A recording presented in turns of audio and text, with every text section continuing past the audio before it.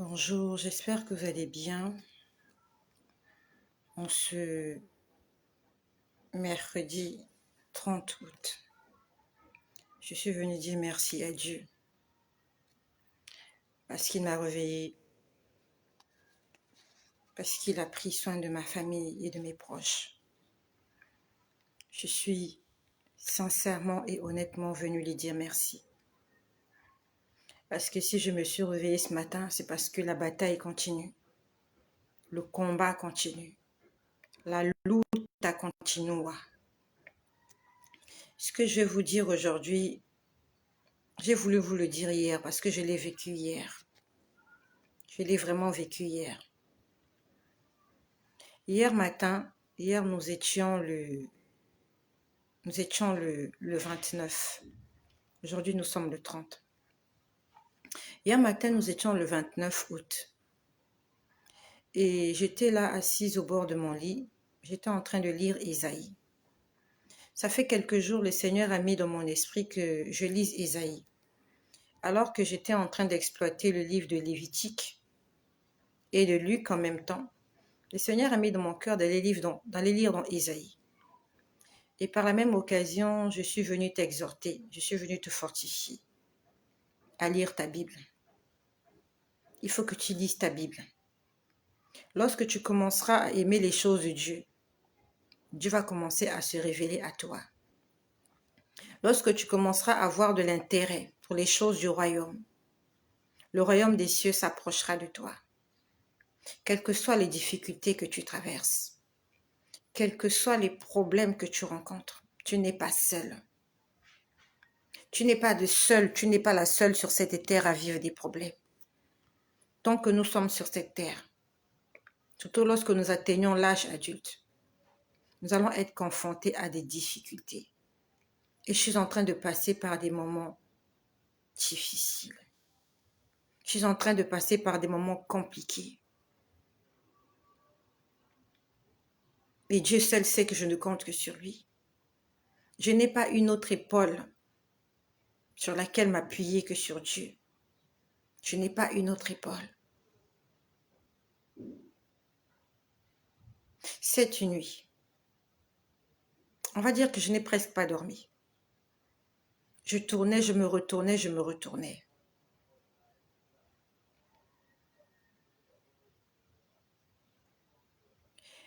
Et le Seigneur m'a montré quelque chose. Et cette chose s'est passée ce matin. Il y a de cela quelque temps, le Seigneur m'a demandé de faire quelque chose. Je vous en ai parlé. Il m'a demandé de m'investir. S'investir, ça veut dire s'engager, se dépenser, entreprendre. Et non seulement qu'il m'a demandé d'entreprendre et d'investir, mais Dieu aussi est en train d'investir pour moi. Parce que ça fait un moment déjà, je suis en train de voir, je vous en ai parlé, je vois des briques, je vois du sable, je vois de la caillasse. Je vois qu'on est en train de travailler, qu'il y a un travail qui est en train de se passer dans le monde spirituel. Et Dieu, dans le monde physique, m'a demandé aussi de travailler. J'aimerais te dire que le fait d'être chrétien n'est pas suffisant. Il faut t'investir, il faut travailler. Si Dieu t'en donne les moyens, il faut t'investir, il faut travailler. Donc le Seigneur m'a demandé, en ces temps de vache maigre, je vais l'appeler comme ça, il m'a dit investis. Au départ, je ne comprenais pas. Mais il y a de cela quelque temps, j'ai compris en quoi consistait cet investissement. Et j'ai commencé à m'investir. Pendant que j'ai commencé à m'investir, à un moment donné, il y a quelqu'un qui a essayé de me dissuader en m'offrant, en me faisant une proposition qui était... Je vais vous épargner les détails, mais je sais que vous allez comprendre de quoi il s'agit. Donc, Dieu me demande de faire quelque chose. Et il y a quelqu'un qui essaye, sans savoir, qui essaye de me dissuader, sans vraiment savoir que c'est Dieu qui m'a demandé de le faire. Raison pour laquelle je viens parler à quelqu'un. Nous aimons tous recevoir de l'aide. Recevoir de l'aide, c'est très bien. Avoir une main Si quelqu'un t'a tendu une main, c'est très bien. Mais il faut demander à Dieu. Est-ce que tu dois accepter le cadeau qui t'est présenté? Est-ce que tu dois accepter le présent qui t'est offert? Il y a des cadeaux qu'on ne prend pas. Il y a des cadeaux qu'il ne faut pas prendre. Tu t'attendais à ça. Et tu tombes exactement sur ce à quoi tu... En fait, sur ce... Tu t'attendais à ça. Et la chose t'est présentée et tu te dis c'est Dieu qui l'a fait. Peut-être que ce n'est pas Dieu qui l'a fait.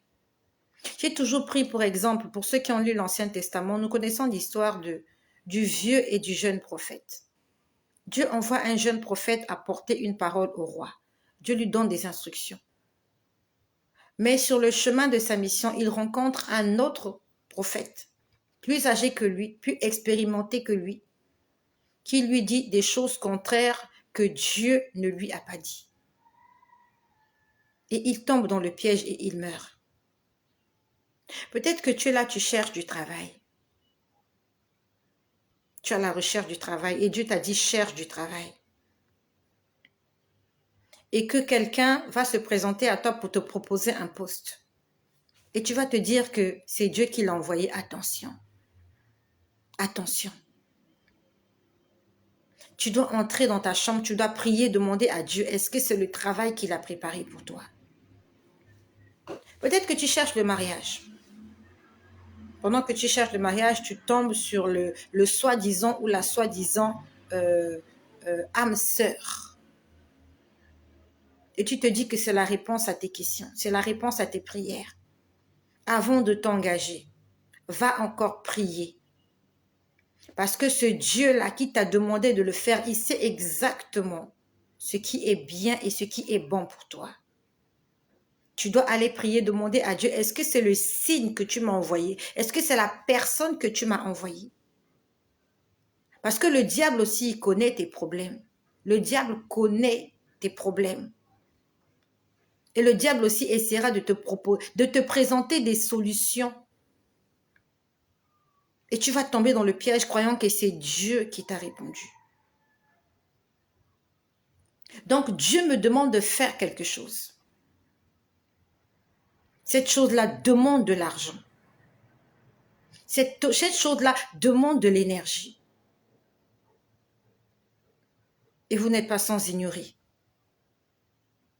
que je passe par des moments difficiles. Je n'ai plus d'entrée. Je n'ai que des sorties. Et pendant que je traverse cette période de vache maigre, Dieu me dit sème. Dieu me dit fais. Dieu me dit investis. Dieu me dit bâtis. Dieu me dit construire. Mais c'est contradictoire. Pourquoi Dieu ne me l'avait pas demandé? Ou pourquoi est-ce que je n'avais pas ça à cœur pendant que je travaillais? Pendant que j'avais un salaire, pendant que j'avais une rémunération? Pourquoi ça ne s'était pas fait? Pourquoi ça a attendu la traversée du désert? Où Dieu me dit sème, où Dieu me dit investis, où Dieu me dit fais. Il m'a vraiment dit de le faire alors que c'est compliqué pour moi. Dieu me dit fais. Et pendant que je suis en train de faire, il y a quelqu'un qui vient me faire une proposition. Comme quoi, en fait, la proposition que la personne me fait devait faire en sorte que j'arrête l'investissement que Dieu m'a demandé de faire. Je n'ai pas envie d'entrer dans les détails, mais je sais que tu comprends.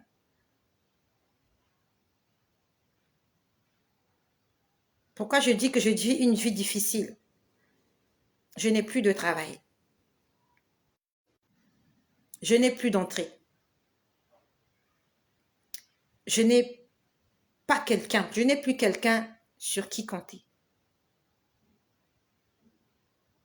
Certaines choses que j'ai entreprises ont dû s'arrêter. Pour des raisons que je n'ai pas envie d'évoquer.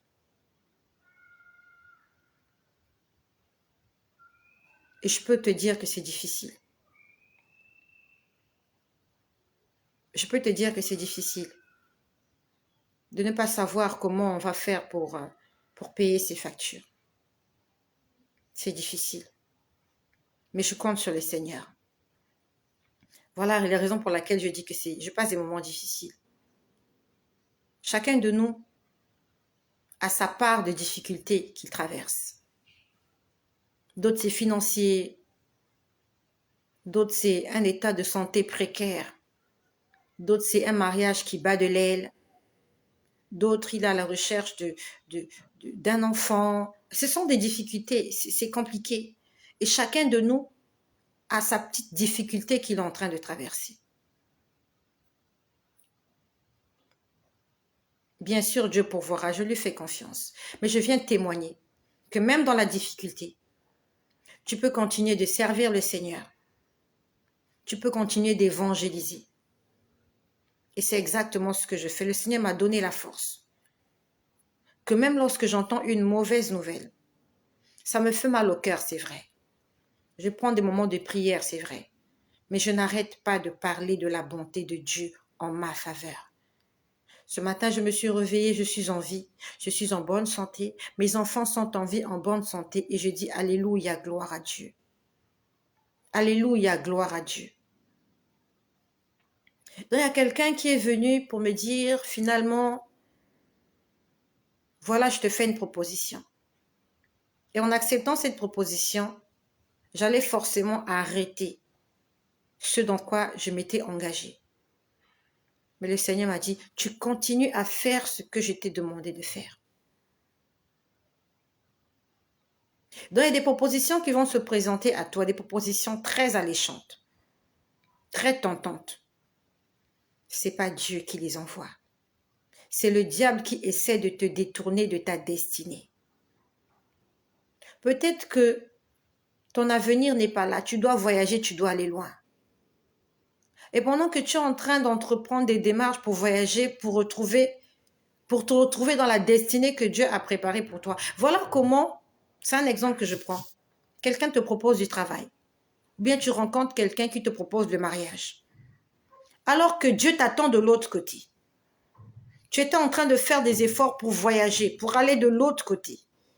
Voilà comment une proposition se présente à toi et tu te dis, mais pourquoi bon partir? Je vais rester là. Alors que ton avenir est de l'autre côté. Raison pour laquelle, lorsque tu es en face d'une proposition, aussi alléchante soit-elle, va d'abord prier. Est-ce que c'est Dieu qui veut te garder là? Peut-être que c'est le malin qui t'empêche d'entrer dans ta destinée. Tu devrais aller à gauche, mais le diable te présente des fleurs à droite. Et toi, quand tu vois les fleurs, quand tu vois les fruits, quand tu vois les friandises, ça sent bon. Tu laisses la droite là où tu devais aller, tu te retrouves à gauche. Parce qu'on t'a présenté la pomme comme Ève. Si quelqu'un te présente la pomme, aussi belle soit-elle, la pomme, quand Ève l'a regardée, même avant de la manger, elle dit qu'elle était bonne à l'œil. Donc, en regardant, elle pouvait sentir, elle pouvait comprendre, savoir que ce fruit-là était bon. Elle n'avait même pas goûté. Et il y a des choses comme ça qui vont se présenter à toi. Tu n'as pas encore essayé, tu n'as pas encore goûté, mais à l'œil vu, ça semble être bon. Va d'abord prier, va consulter ton Dieu. Si Ève en avait parlé à Adam, les choses allaient se passer autrement. Si Ève en avait parlé à Dieu, la Bible nous dit que Dieu venait tous les soirs. Dieu venait tous les soirs dans le jardin. Et je ne suis pas sûre que le diable l'a tentée une fois et elle est tombée. Le diable, le serpent, venait de temps en temps lui parler, raison pour laquelle, au fur et à mesure qu'elle écoutait et qu'elle n'en parlait pas, elle est tombée dans le piège. Mais si elle en avait parlé à son mari Adam, si ils en avaient parlé à Dieu, Dieu allait leur dire, attention, c'est l'ennemi qui est en train de vous piéger. Lorsque nous sommes en face de la pomme, lorsqu'on nous présente la pomme, aussi belle soit-elle, aussi bonne soit-elle à la vue, allons d'abord prier, demander à Dieu, est-ce que c'est ta volonté? Est-ce que c'est toi qui le veux vraiment comme ça? Voilà comment un homme t'attend de l'autre côté. Il y a quelqu'un qui t'a promis le mariage, il est peut-être loin. Et pendant que tu es là en train d'attendre, tu rencontres un autre fiancé. Tu ne vas pas poser la question à Dieu. Tu te mets avec celui-là, alors que l'autre est en train de revenir. Et voilà comment tu vas te mettre avec celui-là. Ton mariage ne réussira pas, tu vas te mettre à regretter. Et c'est quelque chose que nous avons tous fait des erreurs et des bêtises dans notre vie. Au lieu de patienter, d'attendre, on est tombé sur la première occasion et aujourd'hui on regrette. Dieu m'a dit, n'arrête pas ce que je t'ai demandé de faire, continue de le faire. Et cette nuit, il m'a montré que dans cet investissement que je suis en train de faire, j'ai vu 3 démons. On a envoyé 3 démons pour essayer de mettre de la pagaille dans ce que je suis en train de faire. Ce que Dieu m'a montré cette nuit, j'ai eu un coup de fil ce matin pour me dire, il y a des gens qui sont venus mettre de la pagaille dans ce que tu es en train de faire. Mais avant qu'ils ne viennent ce matin, les 3 démons sont allés cette nuit. Donc, on a envoyé 3 démons. Et ce matin, ce sont des hommes physiques qui sont venus. Lorsque Dieu te montre les choses dans le spirituel, ça veut dire que le combat, il est d'abord spirituel. Avant que la chose ne se matérialise le matin, ça veut dire que la nuit, il y a eu une conspiration. Il y a eu un complot qu'on a fait.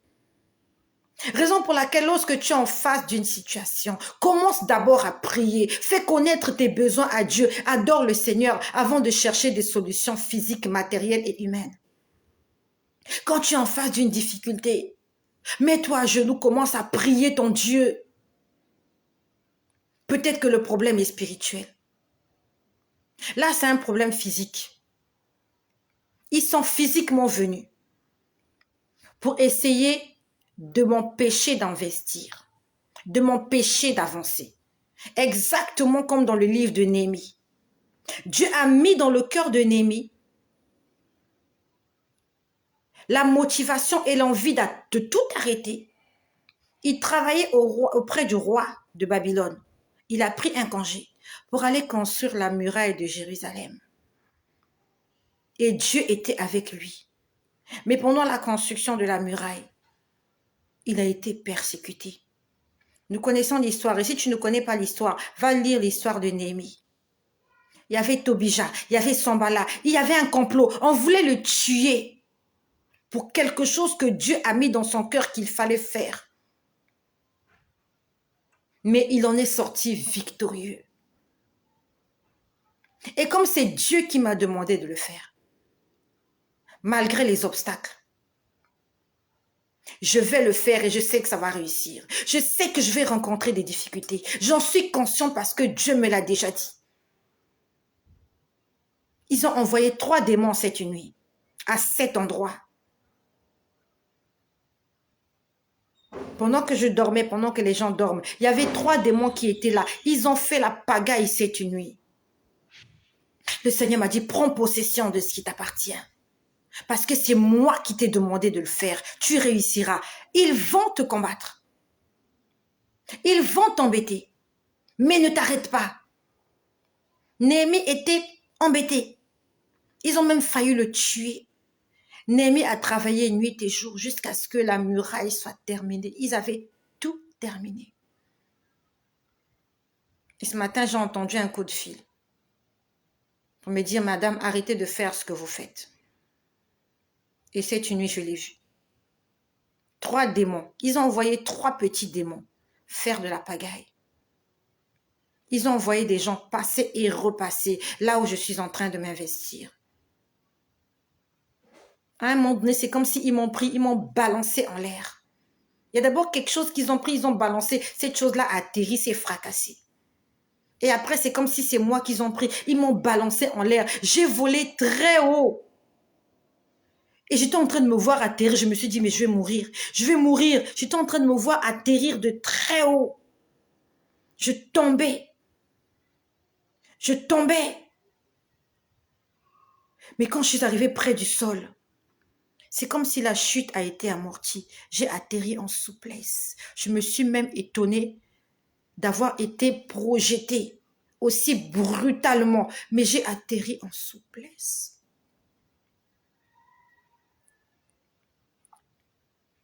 La bataille est difficile pour moi. La bataille est compliquée pour moi, mais Dieu me dit, je suis avec toi. Mais il faut que je passe par là. C'est ça, des moments difficiles. Ils vont me harceler. Ils vont m'empêcher d'avancer. J'en suis consciente, mais Dieu me dit, ne t'arrête pas. Parce que tu es avec moi et parce que je suis avec toi. C'est moi qui t'ai demandé de faire cela. Et ma prière est que Dieu me donne la force d'avancer. Ma prière est que Dieu te donne la force d'avancer. Si tu es dans la providence de Dieu, si ce que tu es en train de faire, c'est le chemin de ta destinée, si ce que tu es en train de faire, c'est Dieu qui t'a demandé de le faire, n'arrête pas de le faire. Fais-le, parce que Dieu sera avec toi. Et si Dieu qui est avec toi, qui sera contre toi? Les démons ont possédé ces gens-là pour venir me ôter la paix. Les démons ont possédé ces gens-là. Ils ne sont pas venus d'eux-mêmes. Ils ont été possédés par des démons parce que j'ai vu qu'on a envoyé 3 démons. Donc, lorsque tu es confronté à des gens qui viennent te provoquer, ne vois pas d'abord les gens qui te provoquent. Derrière cette provocation, il y a un esprit impur. Il y a un complot qui a été fait dans le monde des ténèbres. Raison pour laquelle la Bible nous dit, nous n'avons pas à lutter contre la chair et le sang. Lorsque quelqu'un te traduit en justice et que tu sais que tu as raison, il faut que tu saches que derrière cette décision-là, derrière cette convocation-là, il y a un esprit impur, il y a une entité diabolique qui est en train de travailler. Rêve-toi dans la prière, commence à combattre le mal. Ce n'est pas l'homme qui est en face de toi qui te combat, mais c'est le diable qui utilise cet homme pour te combattre. Ces gens qui sont venus ce matin pour me dissuader de continuer à construire, à investir ce que Dieu lui-même, le créateur du ciel et de la terre, m'a demandé de faire. En fait, ils ne sont pas venus d'eux-mêmes. Ils ont été possédés, ils ont été envoyés. Et je me pose la question, est-ce que ce sont des vrais êtres humains? Parce que la Bible nous dit que le diable aussi peut prendre une apparence trompeuse. Le diable peut se déguiser. Le diable peut se déguiser, prendre la forme humaine. Et toi, tu vas croire que c'est cet homme-là. Tu vas essayer de combattre cet homme-là avec des coups, avec des poings. Pourtant, ce n'est pas cet homme, c'est le diable qui a pris son apparence. Que le Seigneur nous donne le discernement.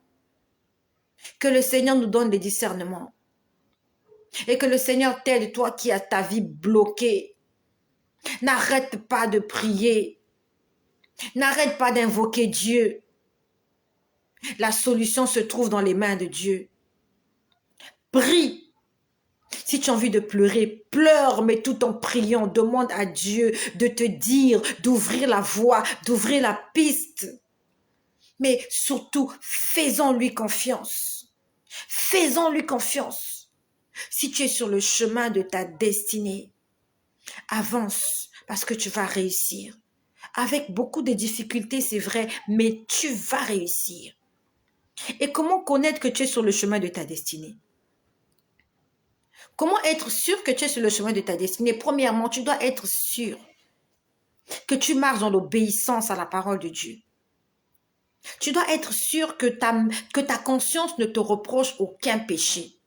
Parce que la Bible nous dit que toute chose concourt au bien de ceux qui aiment Dieu. On dit bien au bien de ceux qui aiment Dieu. Ça veut dire que si tu aimes Dieu, et c'est quoi aimer Dieu? C'est obéir à ses commandements. Parce que Jésus lui-même a dit, si vous m'aimez, obéissez à mes commandements. Ça veut dire que le fait d'obéir aux commandements de Dieu, ça signifie que tu aimes Dieu. Et pendant que tu es en train d'obéir, pendant que tu aimes Dieu, s'il y a des situations que tu rencontres, Dieu permet ces situations-là pour te faire entrer dans ta destinée, pas pour te faire tomber. Pas pour que tu tombes. Mais Dieu te fait passer par là pour que tu puisses témoigner. Passe par ce chemin-là, tout en obéissant à Dieu. Dieu va toujours te frayer un chemin dans la difficulté, mais tu vas avancer. C'est différent de celui qui désobéit et qui rencontre des difficultés. Celui qui désobéit et qui rencontre des difficultés, ces difficultés-là, c'est pour le tuer. Parce qu'il n'est pas sous le contrôle total du Saint-Esprit. Il va rencontrer des persécutions. parce que le diable veut le tuer. Mais toi qui vis dans la vérité, toi qui marches dans l'obéissance, toi qui aimes Dieu, si tu rencontres des difficultés, ces difficultés-là, elles sont là pour te propulser. Si tu rencontres des difficultés, c'est parce que Dieu veut se faire glorifier. C'est vrai, tu vas pleurer comme moi, tu vas te lamenter comme moi, mais Dieu veut t'élever. Les difficultés dans la vie du chrétien qui craint Dieu, les difficultés sont là pour t'élever. Mais dans la vie de celui qui ne craint pas Dieu, les difficultés sont là pour t'enfoncer, pour t'approfondir, pour t'enterrer. Raison pour laquelle tu dois d'abord te poser la question en face de la difficulté. Quelle est ma relation avec Dieu? Est-ce que j'ai une bonne relation avec Dieu? Est-ce que le Saint-Esprit n'a rien à me reprocher? Est-ce que ma conscience n'a rien à me reprocher? Si ta conscience n'a rien à te reprocher, la difficulté que tu traverses, c'est comme la mer Rouge que tu es en train de traverser. L'armée de Pharaon qui vient après toi, c'est pour que tu puisses te retrouver très vite dans le désert. Parce que c'est dans le désert que tu vas rencontrer Dieu, à la montagne. Parce que lorsque les enfants d'Israël traversaient la mer, ils faisaient très vite parce qu'ils avaient peur de l'armée de Pharaon. Si Pharaon n'était pas là, ils allaient marcher au ralenti. Ils allaient même prendre des mois pour traverser la mer. Mais ils ont hâté les pas, ils ont couru parce qu'ils avaient peur de l'armée. Et Dieu voulait vite qu'ils sortent parce que l'armée devait être engloutie dans la mer. Si les enfants d'Israël avaient traîné les pas pendant qu'ils traversaient la mer, l'armée de Pharaon allait les rattraper.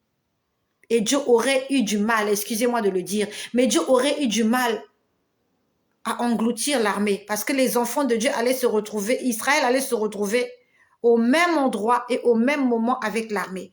Mais il fallait que le peuple fuit vite. Il fallait qu'ils avancent vite afin qu'il y ait un écart entre eux et l'ennemi et que Dieu puisse recouvrir l'ennemi dans les mares d'eau. Comme ça, où tu vas être pressé, tu devras faire les choses vite, vite, vite, vite.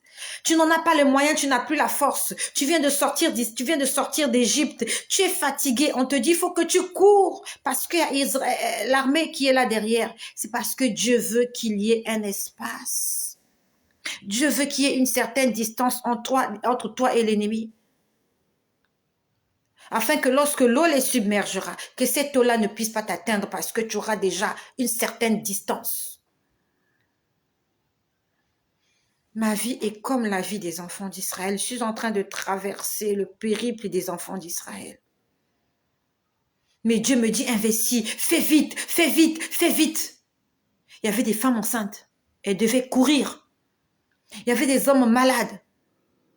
Il y avait des paralytiques, il y avait des paralysés, il y avait les gens qui les portaient, ils devaient courir, il y avait des boiteux, ils devaient se débrouiller avec leurs béquilles, vite faire pour sortir de là parce que l'armée de Pharaon était derrière. Il y a des situations comme ça où tu te sens oppressé, il faut que tu fasses vite. Tu dis mais pourquoi il faut que je fasse vite? Pourtant je travaillais, lorsque je travaillais c'était facile pour moi, maintenant je ne travaille pas. Dieu me demande de faire des choses vite, pourquoi? Parce qu'il veut créer un espace entre l'armée et toi. Parce qu'il veut engloutir l'armée d'Égypte dans la mer. Ils sont derrière toi, mais ils ne t'atteindront pas. Ils sont derrière toi, tu dois hâter les pas, tu dois faire très vite. Et quand on est malade, faire du sport, c'est pas évident. On est essoufflé, on doit avancer parce qu'on doit fuir l'armée. Mais Dieu a un but. Dieu a un but. Pourquoi il me fait passer par là? Parce que je suis sur le bon chemin. Le Seigneur m'a dit continue d'avancer. Il m'a dit n'arrête pas. N'aie pas peur. Mais l'ennemi est là. L'ennemi n'est pas seulement spirituel, mais il est physique. Ils sont venus ce matin. Ils sont venus me menacer. Ils m'ont dit, madame, arrêtez. Exactement comme avec Néhémie. On a dit à Néhémie, arrête. Hier nous étions le 29 août. Le Seigneur a mis dans mon cœur de commencer à lire le livre d'Ésaïe. Et hier, j'étais en train de lire Ésaïe chapitre 8. Ça s'est passé le matin. Lorsque je suis arrivée dans Ésaïe au chapitre 8, verset 12, j'aimerais que tu le notes. Ésaïe, c'est dans l'Ancien Testament. Ésaïe chapitre 8, verset 12. Je vais commencer au verset 11. Et le titre, dans ma Bible, c'est une Bible d'études que j'ai, le titre c'est « Craindre l'Éternel ». Et tout à l'heure, j'ai parlé de la crainte de l'Éternel. La crainte de l'Éternel, c'est obéir à Dieu. Ésaïe 8, verset 11. Ainsi m'a parlé l'Éternel. C'est Ésaïe qui parle. Quand sa main me saisit et qu'il m'avertit de ne pas marcher dans la voie de ce peuple. Verset 12. N'appelez pas conjuration tout ce que le peuple appelle conjuration. C'est quoi la conjuration? C'est le complot. La conjuration, c'est des choses que les choses ont fourmenté. Ils ont inventé. C'est la conspiration. Il y a des gens, en fait, conjuration, c'est, il y a des gens qui se sont mis quelque part, qui ont créé quelque chose pour te ôter la paix, pour te tuer, pour te déstabiliser, pour te maudire. Mais il y a des gens qui ont préparé ça. Ils ont préparé ça exprès dans le secret pour que toi tu tombes. Et la Bible dit dans Ésaïe 8, verset 12, « N'appelez pas conjuration tout ce que le peuple appelle conjuration. » Peut-être que tu es dans le chômage. Tu es au chômage. Il y a des gens qui ont fait des choses. Tu n'es pour rien. Mais il y a des gens dans l'obscurité, dans le noir. Ils ont fait des choses et aujourd'hui tu es au chômage. Tu as peut-être perdu ta place là où tu étais. Je ne sais pas quelle est la place que tu avais. Il y a des gens dans le noir qui ont fait des réunions. Et aujourd'hui, tu te retrouves là où tu es. Tu appelles ça chômage. Tu appelles ça pauvreté. Tu appelles ça je ne sais pas quoi. Quel est le nom que tu donnes à ce problème-là? Tu appelles ça peut-être abandon, on t'a abandonné. Tu appelles ça, tu es devenu orphelin. Parce qu'il y a des gens qui ont conspiré, qui ont tué ta mère, qui ont tué ton père. Dieu dit, n'appelle pas ce problème-là comme les hommes l'appellent.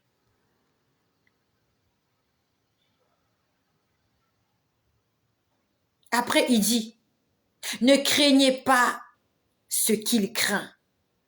Aujourd'hui, le monde craint le chômage. Le monde craint le célibat. Le monde craint la maladie. Le monde craint la famine. Le monde craint la pauvreté. Dieu dit, ne craignez pas ce qu'ils craignent, eux. Et là, nous sommes toujours dans la crainte de l'Éternel. Et ne soyez pas effrayés. J'étais en train de le lire hier matin. Donc on dit, n'appelez pas conjuration ce que les autres appellent conjuration.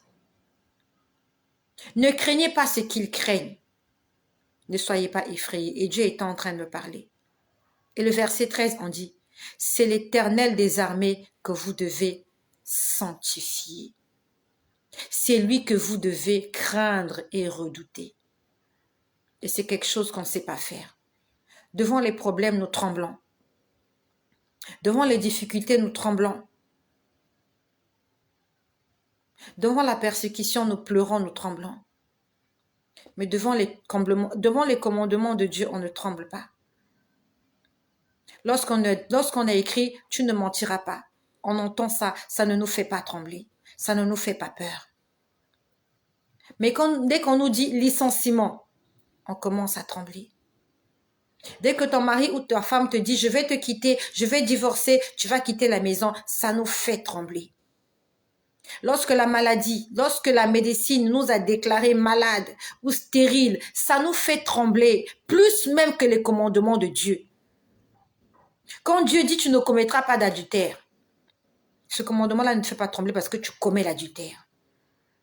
Quand Dieu dit « fuyez l'impudicité », Ça ne nous fait pas trembler. On n'a pas peur de ça. On commet l'impudicité. Mais quand le monde nous dit, tu es malade, tu as le VIH, là tu n'as plus sommeil. Là tu n'as plus sommeil. Tu cherches des solutions pour t'en sortir. Là tu commences à jeûner et prier parce qu'on t'a dit que tu es malade. Mais quand tu as lu les commandements de Dieu, tu ne vas pas prier pour que Dieu te donne la force d'obéir à ses commandements. Devant les commandements de Dieu, on ne tremble pas. Dieu a parlé par l'intermédiaire de quelqu'un. Ce message-là t'a touché. On ne tremble pas. On ne prend pas de résolution. On ne prend pas de décision. Mais quand les hommes ont dit, quand les hommes ont décrété, quand la médecine a dit, quand le docteur a dit, quand le patron a dit, nous tremblons devant les décisions des hommes. Mais quand Dieu a dit, on ne tremble pas. J'ai lu ce verset-là. J'ai dit ça, Dieu est en train de me parler. Dieu dit au verset 13, c'est l'Éternel des armées que vous devez sanctifier. C'est lui que vous devez craindre et redouter. Donc Dieu est en train de me dire, devant la difficulté, ne tremble pas. Devant les problèmes, ne tremble pas, mais tremble devant moi. Parce que c'est moi qui détiens la clé de tous tes problèmes. C'est moi qui suis l'Éternel et je gère l'armée céleste qui est après toi et qui veille sur toi. C'est moi qui ordonne que les anges t'accompagnent. C'est moi qui te donne des songes et des visions. C'est moi que tu dois craindre. Ce n'est pas ce problème que tu dois craindre. Ce n'est pas cette difficulté que tu dois craindre. Crains-moi. Et craindre Dieu, c'est obéis-moi. Respecte-moi.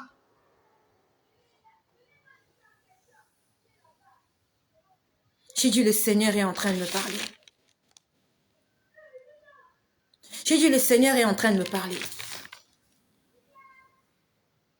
Et la chose que j'ai entendue hier, excusez-moi si j'ai mal écrit salam alaikum.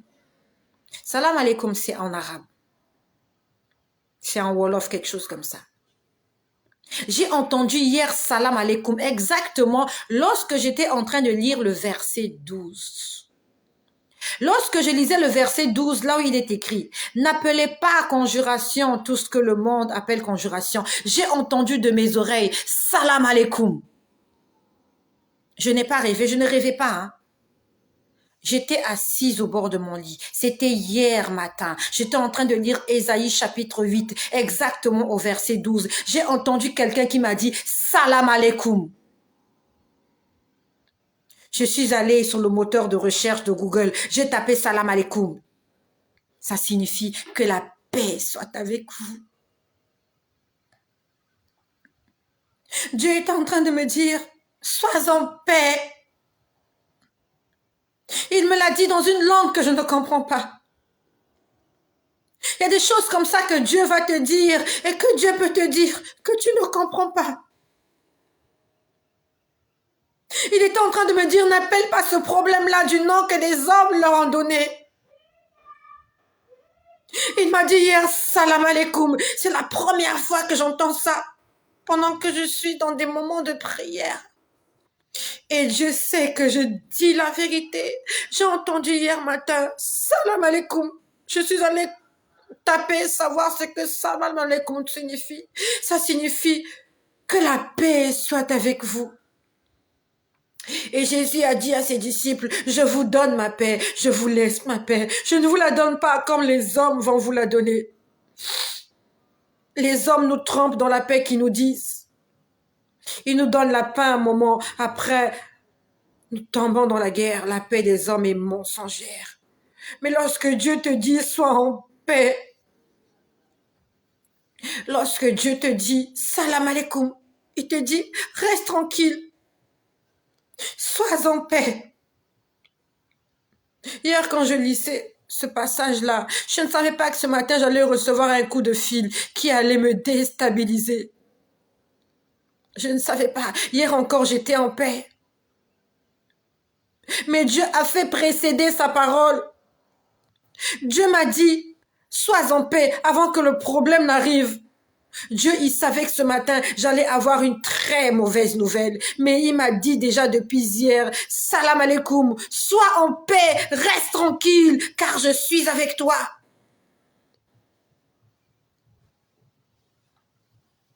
Et je suis venue t'apporter mon témoignage. Obéis à ce que Dieu t'a dit. N'attriste pas le Saint-Esprit. La paix du Seigneur va t'accompagner partout où tu iras, dans toutes tes entreprises, dans ce que tu feras. Ils te combattront, ils te feront la guerre, mais ils ne te vaincront pas. Parce que le Dieu du salam alaikum est avec toi. À une seule condition, si et seulement si tu sanctifies son nom, et si tu le crains et que tu le redoutes, conformément à Ésaïe chapitre 8, verset 13. C'est l'Éternel que vous devez sanctifier, c'est lui que vous devez craindre et redouter. À ce moment-là, le salam alaikum va t'accompagner, la paix va t'accompagner, même dans la difficulté, même dans la tribulation. Il te dira, salam alaikum, que la paix soit avec toi. Et ma prière est que nous soyons en paix. Même quand nous traversons la vallée de l'ombre de la mort, que nous soyons rassurés qu'il est avec nous, que sa houlette et son bâton nous rassurent, que le psaume 23 nous accompagne, que les bénédictions du Deutéronome 28 nous accompagnent, car il a dit lui-même, j'ordonnerai la bénédiction de t'accompagner. Que la sagesse et l'intelligence soient notre partage. Psychologiquement parlant, c'est pas facile pour moi. Tout me tombe dessus. En une année, j'ai l'impression que j'ai tout perdu. En 12 mois, j'ai l'impression que tout s'écroule autour de moi.